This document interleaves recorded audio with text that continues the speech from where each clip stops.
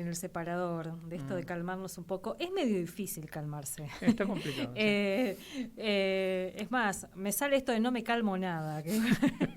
Pero me parece que es un tiempo como para ayudar a entender lo que nos está pasando. Que en la vorágine de que todos los días nos están proponiendo una discusión más brutal que la anterior, a veces nos terminamos como distrayendo y confundiendo. En esa línea decíamos, vamos a hablar del proyecto de reforma laboral que el oficialismo apuesta todas sus fuerzas para que se apruebe este viernes en el Senado, y que decimos, bueno, ¿cómo nos va a afectar esta reforma laboral a los y las trabajadoras? Está en línea para conversar un ratito, y agradecemos este tiempo, Felipe Schwartz, que es abogado laboralista, chaqueño él, docente también de una cátedra de Derecho Laboral de la UBA, y agradecemos este tiempito. Felipe, muy buenas tardes, ¿cómo estás? Miguel Riquelme, Alicia Rivas, te saludamos desde la radio de la universidad. Hola, buenas tardes, ¿cómo andan? Muy bien. Gracias por la invitación. Gracias por atendernos, Felipe. Un poco para también contarle a nuestros oyentes, Felipe es un abogado que ha venido acompañando a muchos sindicatos, muchos de ellos inclusive vinculados con la educación, así que bueno, es alguien que conoce también ese territorio. Felipe, ¿qué hay que prestarle atención a esta reforma que pretenden aprobar el viernes y cómo nos afecta a los y las trabajadoras?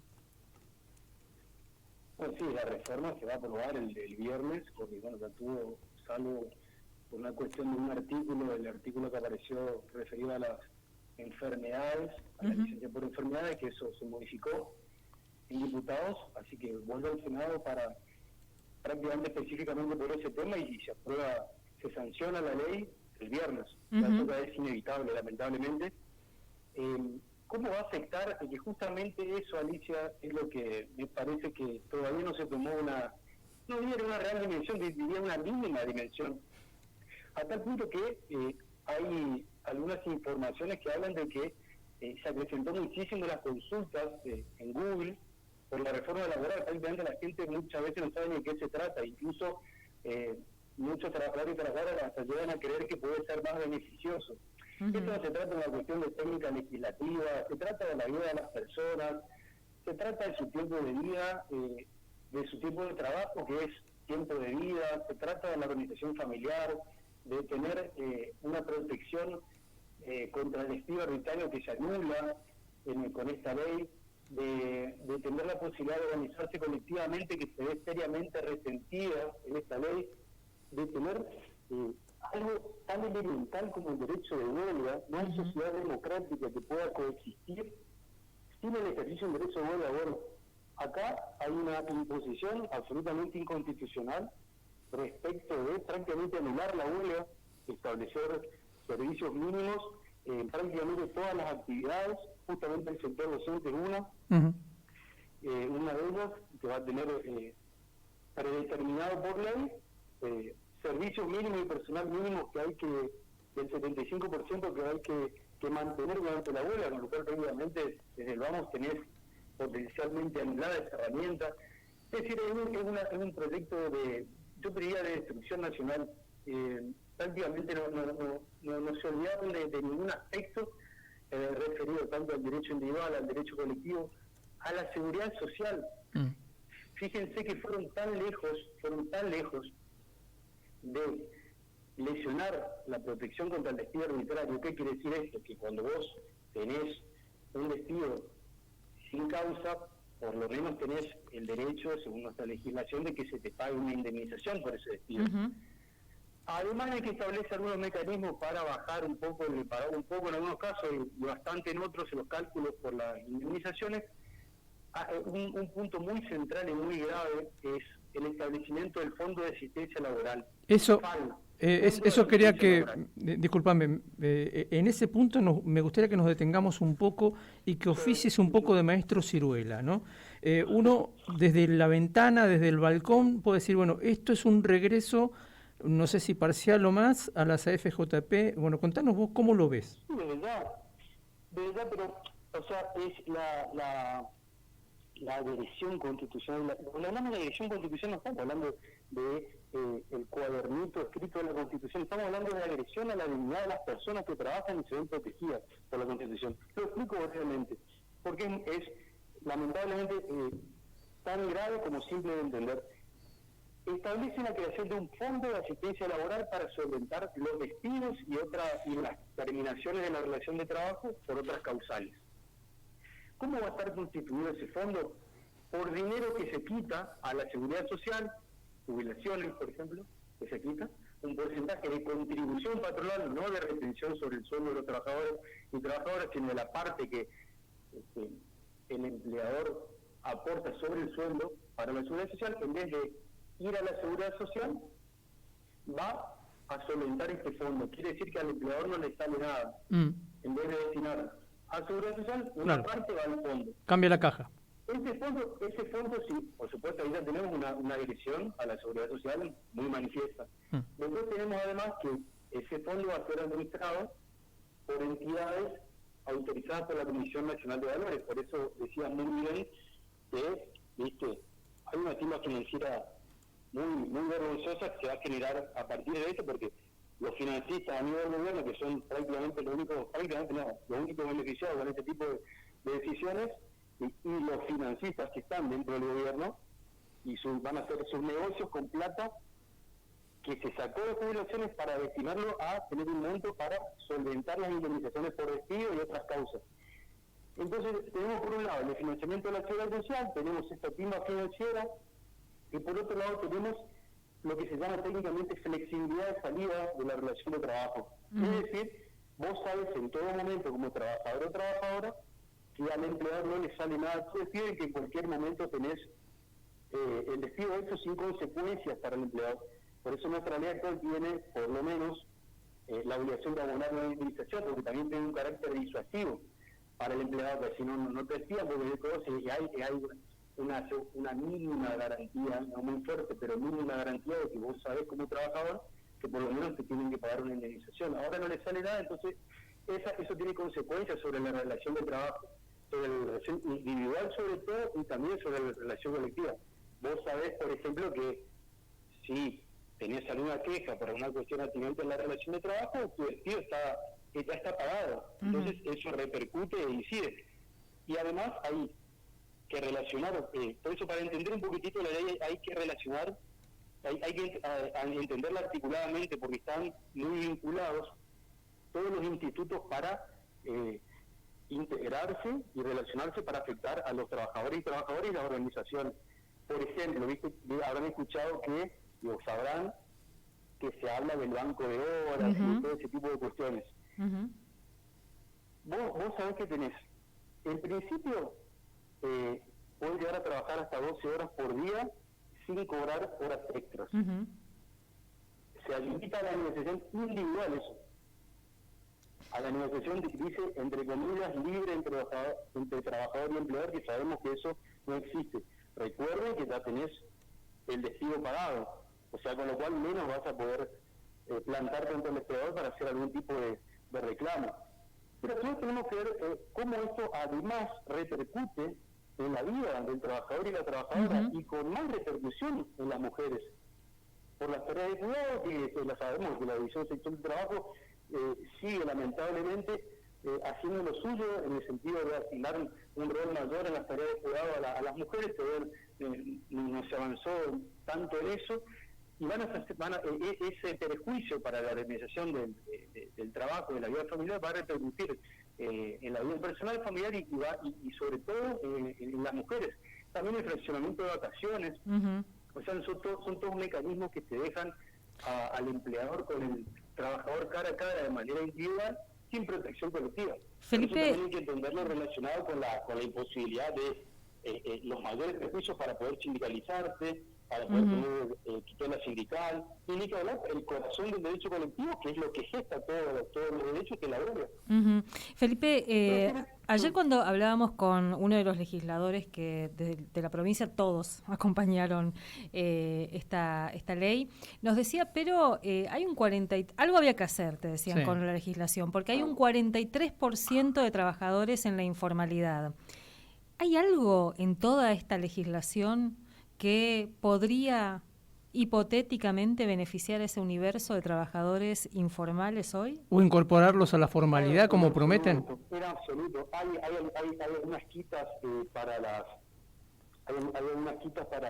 las personas que tienen no registrado, para empleo no registrado, y como unos perdones, y como un perdón de ciertos reclamos que se pueden hacer por parte del Estado. Pero acá, eso no va a tener ninguna influencia. Lo que quiero hablar de entrada, después, si hay tiempo, explico un poquitito qué es lo que hace la ley con eso.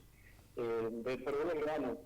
La ley Bases derogó y hizo lo mismo con esto, quitó un montón de derechos, sacó las indemnizaciones agravadas para los reclamos por empleo no registrado o deficientemente registrado, y hacían lo mismo. Estamos hablando de julio del 2024, que esto era para generar empleo, que esto facilitar la contratación. Pasó todo lo contrario, sabemos que pasó todo lo contrario.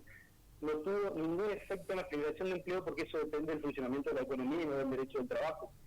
Y fíjate vos la falta de lógica, de ese supuesto razonamiento que ellos saben que es mentira, que te flexibilizan la salida de la relación de trabajo, no la entrada. Claro. Te facilitan los despidos. Si vos querés proteger el empleo, tenés que dar facilidades para contratar y para mantener el empleo. Y además, la necesidad de un empleador de contratar un trabajador o trabajadora va a atender el funcionamiento de la economía y no del derecho del trabajo. Entonces, eso es un argumento absolutamente falso. Que está comprobado en nuestra historia reciente, en los 90, el estudio que hizo la Organización Internacional del Trabajo hace una década aproximadamente, sobre decenas y decenas de países, si hay alguna relación entre quitar derechos laborales y generar empleo, y no hay ninguna. Porque sabemos que la cosa pasa por otro lado. Ese es un argumento totalmente falso y no va a pasar, porque no pasó nunca.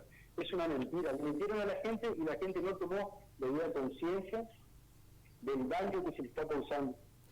Felipe, y algunos sectores en particular, fuera de aire un poco lo planteábamos, por ejemplo, ¿cómo afecta a los trabajadores agrarios, a los trabajadores rurales? Nosotros tenemos una población muy importante de trabajadores rurales. A las trabajadoras de casas particulares, por ejemplo, también. ¿Qué hay ahí? Mira, sí, también hay. La lógica es siempre, como ya se hizo en la ley base, que para los trabajadores en general, no los estatutos particulares, se hizo más extensivo el periodo de prueba, quiere decir el periodo en el cual te pueden despedir sin causa. Eso mismo se vuelve a hacer ahora con el sector de casas particulares, con los agrarios.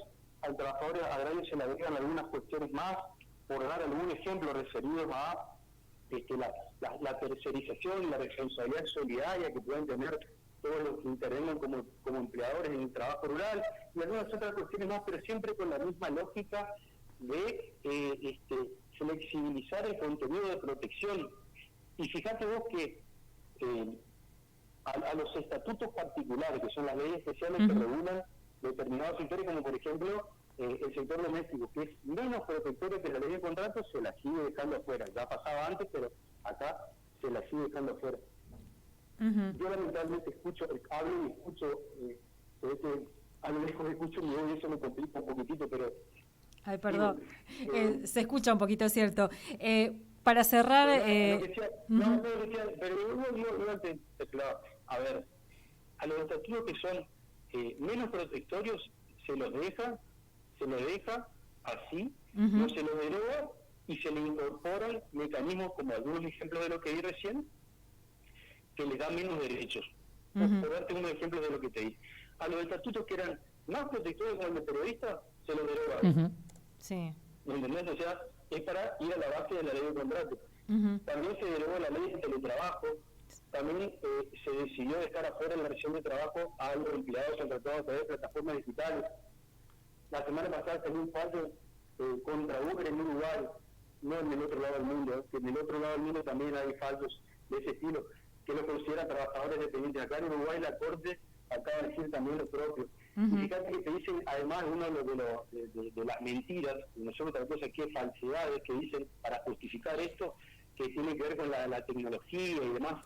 No tiene nada de tratamiento de cuestiones como la inteligencia artificial, cero. Y fíjate lo que hace, dejar afuera a los trabajadores contratados a través de plataformas y derogar la ley de teletrabajo. Eso es lo tecnológico que tiene esta ley que se acaba de aprobar. Claro. Felipe, queremos agradecerte este tiempo aquí en la radio de la universidad y seguramente vamos a volver a conversar porque me parece que se abre una larga lucha para recuperar derechos. Sí, totalmente. Mirá, si me permitís un minutito. Ese es el primer punto, es como que lo estamos rearmando un poquitito, razonar. Estamos en un nuevo estadio. La ley se aprobó, no se sancionó todavía por una cuestión informal que falta, pero bueno, se va a sancionar el viernes. Ahora, ¿qué hacer? Yo creo, a mí me parece que en este momento tan complejo, el primer paso es tomar de día dimensión del daño. Sí. Es tomar de día dimensión del daño y tener esperanza, en el sentido de la esperanza, no como algo, un optimismo que si se quiere cambio, sino de que esto va a cambiar, esto va a pasar. No va a pasar en la medida en que no actuemos. Y el primer paso para actuar es poder encontrarnos de nuevo en la unidad, poder actuar colectivamente, pero para eso tenemos que recobrar primero la conciencia de clase, poder verte con el otro, poder escucharte, poder sentirte. Y antes de eso poder dimensionar el daño que se causó, ya que no se pudo parar, bueno, ahora hay que actuar en consecuencia. Pero porque tienes que entender que la esperanza tiene sentido, que el algo que tiene sentido, que es la propia vida. Totalmente. Atraviesa toda la sociedad, no es algo netamente normativo que está en la discusión académica. Atraviesa el día a día de las familias argentinas, que son la gran mayoría que trabaja y que en relación de dependencia se va a ver afectada por esta legislación. Felipe, mil gracias por este tiempo, y vamos a seguir conversando. Por favor, gracias por la invitación. Hasta luego. Gracias, hasta luego. Felipe Schwartz es abogado laboralista de la provincia de Chaco, fue y es asesor de varios sindicatos también, docente de una cátedra de Derecho Laboral de la UBA, y bueno, esto último, y lo resumo con esto que venimos diciendo y que nos decía la gran Dora Barrancos, hay que salir del estupor. Sí, totalmente. No va a cambiar nada por sí solo, no nos vamos no nos salvamos escondiéndonos, porque esto nos va a tocar a todos y a todas. Totalmente. Así que bueno, ahí el agradecimiento a Felipe Schwartz. Han pasado 55 minutos de la hora 15. Nos teníamos que relajar, esa era la consigna a principios del...